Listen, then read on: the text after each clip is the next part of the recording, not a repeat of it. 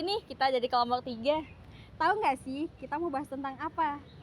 Oke, di sini kita akan membahas tentang gimana sih lingkungan kerja yang sehat itu. Nah, karena kalian belum tahu tuh lingkungan kerja yang sehat itu gimana, jangan lupa tonton ini sampai akhir.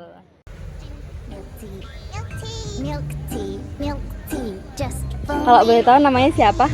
Nama saya Mita, saya anak UIN, jurusan psikologi. Kalau Kak? Oke, aku Rahma. Nama aku Zahra. Baik Mbak Rama, kalau boleh tahu Mbak Rama udah pernah kerja? Pernah Kak dulu pas lulus SMA. Alhamdulillah aku kerja sih, tapi baru ini. Kalau boleh tahu kerjanya apa? Profesiku sebagai waiter dan kasir di STF Indonesia. Kerjanya jadi admin. Kerjanya jadi kasir di toko baju. Saya kerja di dalam toko baju di mall, dalam mall. Kalau boleh tahu udah berapa lama kerja di situ? Kalau baru jalan 3 bulan. Udah 3 bulan. Kerjanya sekitar 4-5 bulan. Kalau di situ 1 semester sih, berarti ada sekitar 5 bulanan. Lingkungan kerja yang sehat itu seperti apa sih? Kalau lingkungan kerja yang sehat itu pastinya yang bersih gitu ya Mbak, kalau lingkungannya. Tapi kalau secara psikologis mungkin lingkungan kerja yang sehat itu yang lingkungannya mendukung ya, kayak punya bos itu yang tahu waktu kerja yang gak over, terus punya rekan-rekan kerja itu yang mendukung. Itu seperti itu Mbak kalau menurut saya. Kalau menurut saya lingkungan kerja yang sehat tuh yang di dalam lingkungan, di dalam pekerjaan itu tuh kita punya rekan yang bener-bener gak jatuhin satu sama lain gitu loh, kayak saling dukung, saling support. Lingkungan kerjanya juga enak, kita ada tempat buat kapan kita buat istirahat gitu, juga tempat buat, karena saya Islam ya, saya sih lebih nyaman kalau ada tempat buat sholat, buat beribadah, karena ya saya Islam gitu.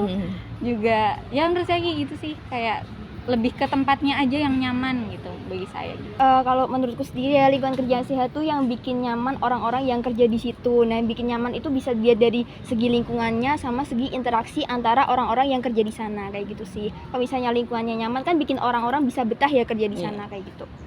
Nah, kalau menurut pribadi aku yang aku rasain tuh udah sehat sih, udah termasuk sehat. Soalnya jarang banget orang-orang yang toksik. Terus juga secara misal kayak gaji gitu, menurut aku ya lancar-lancar aja, nggak ada masalah gitu. Terus Mbak Galuh, lingkungan kerja di kerjanya Mbak Galuh ini udah nerapin lingkungan kerja yang sehat belum sih?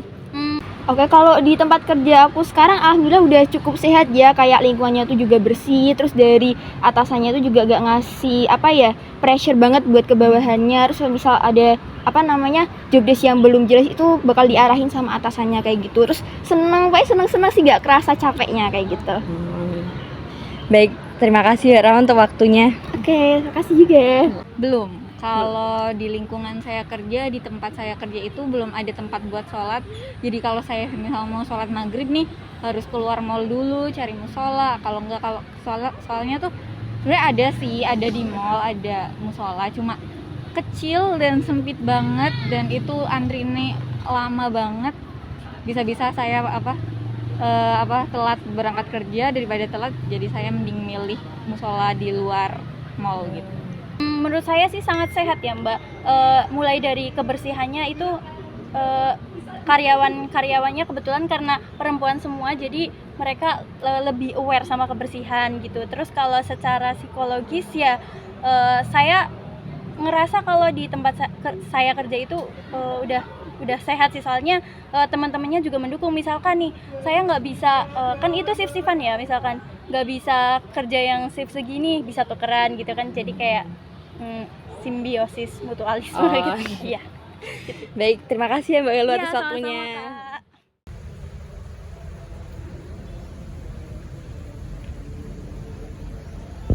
Halo teman-teman, yuk kita belajar bareng tentang lingkungan kerja yang sehat. Sebelumnya, perkenalkan dulu nih, kami dari kelompok 3 Psikologi UIN Wali Songo, Semarang. Untuk anggota kelompoknya ada 5 orang. Yang pertama ada Aisyah Rehan Faradila dengan akhiran NIM 128. Selanjutnya ada Nabila Devinta dengan akhiran NIM 142. Lalu ada Rian Pradana dengan akhiran NIM 149. Selanjutnya ada Feby Fariska dengan akhiran NIM 151 dan yang terakhir ada Nurlaila Putri Ziana dengan akhiran NIM 155. Jadi, apa sih lingkungan kerja itu? Lingkungan kerja adalah suatu kondisi yang ada di sekitar lingkungan tempat seseorang yang dapat mempengaruhi kinerja seseorang dalam melaksanakan tugas-tugasnya, baik secara langsung maupun tidak langsung, dan dapat mempengaruhi optimalisasi hasil dan produktivitas yang diperoleh perusahaan secara umum. Jadi, apa sih manfaat lingkungan kerja itu? Nah, manfaat lingkungan kerja itu bisa menciptakan gairah kerja, sehingga produktivitas dan prestasi kerja bisa meningkat. Sementara itu, manfaat yang diperoleh karena bekerja dengan orang-orang yang termotivasi adalah pekerjaan yang diselesaikan bisa tepat waktu, yang artinya pekerjaan diselesaikan sesuai standar yang benar dan dalam skala waktu yang sudah ditentukan. Selanjutnya, kita akan berkenalan dengan jenis-jenis lingkungan kerja. Di sini, lingkungan kerja dibagi menjadi dua jenis. Yang pertama ada lingkungan kerja secara fisik. Nah, lingkungan kerja secara fisik ini yang berhubungan langsung dengan karyawan, seperti pusat kerja, kursi, dan juga meja. Kemudian lingkungan kerja juga secara langsung mempengaruhi pekerja itu sendiri. Nah, selanjutnya ada lingkungan kerja non-fisik. Lingkungan kerja non-fisik ini berkaitan dengan hubungan kerja dengan sesama rekan kerja maupun dengan atasan. Lalu, apa saja sih faktor-faktor yang mempengaruhi lingkungan kerja? Nah, di sini lingkungan kerja itu bisa dipengaruhi oleh 4 faktor.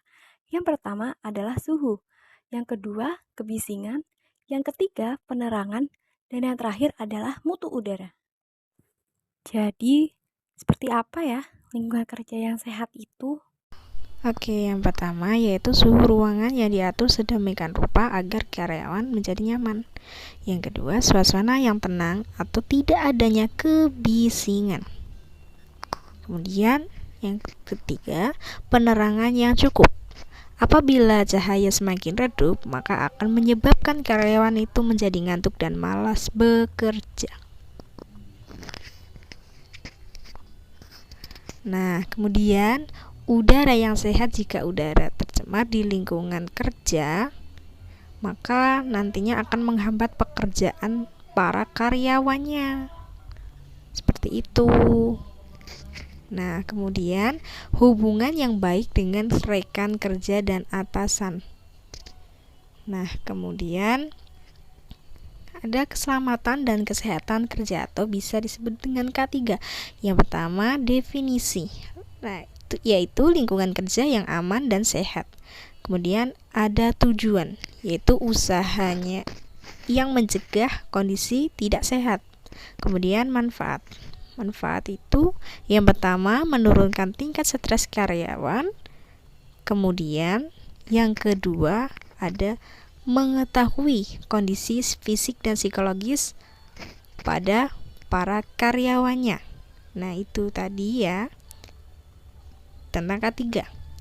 Nah, ada juga kerugian lingkungan kerja yang tidak aman dan tidak sehat.